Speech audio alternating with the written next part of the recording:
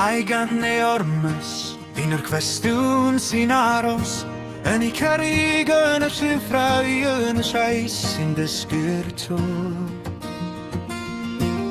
Yn oes I tuturiaid roedd yn iaith fel cleddyf bach am ddiffyn rac yn swyn ar ofn ddrws I marchogion.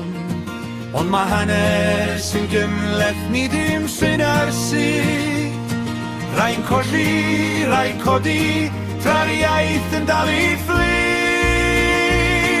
Ai ormes, ai cof, ai gafael, ai goroes, yn ysgol ac ar dafod, mae'r iaith yn dal I ddod. Ai ormes, ai cof, ai da gadael i'r yngael, fai gystoli geifan, pa mae'r gwir yn fwy na chan.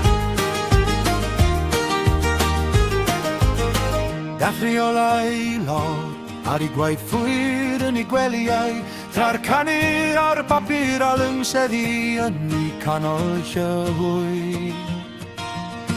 Roedd y dref yn darsyn a'r englyn yn codi ben, blant yn sarnio geiriau yn gain grif yn hyn. Felly pwy sy'n cael y siais, pwy sy'n cael ei clod, pan fod diwylliant yn blodeuo, a phwy sy'n cario'r nod. Ai ormes, ai gof, ai gafael, ai goroes, yn ysgol ac ar dafod, mae'r iaith yn dal I ddod. Ai ormes, ai gof, ai da gadael i'r yngael, yn y stori garfan, pa mae'r gwir yn fwy na chan.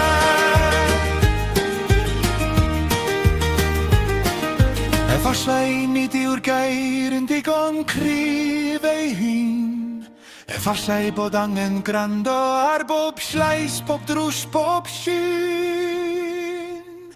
Nid I falu'r gorffennol, nid I wisgo fer datfodyn, ond I ofyn yn onest beth sy'n dysgu, beth sy'n cadw'n fyw. Ai ormes, ai cof, ai gafael, ai goros, yn ysgol ac ar dafod, mae'r iaith yn dal I ddod. Ai ormes, ai cof, ai da gadael i'r yngael, bydd y stori gafan, pa mae'r gwir yn fwy na chan. Felly gad I ni siarad, heb ffaglu ar yr hen ddir, iaith fel cartref byw ni dim ond clwydd niw'r hir. Ai gan I ormes, efallai erfau, efallai'n fwy, a nos I dim ni'n gwrando, mae'r dyfodol yn dod trwy'r swybi.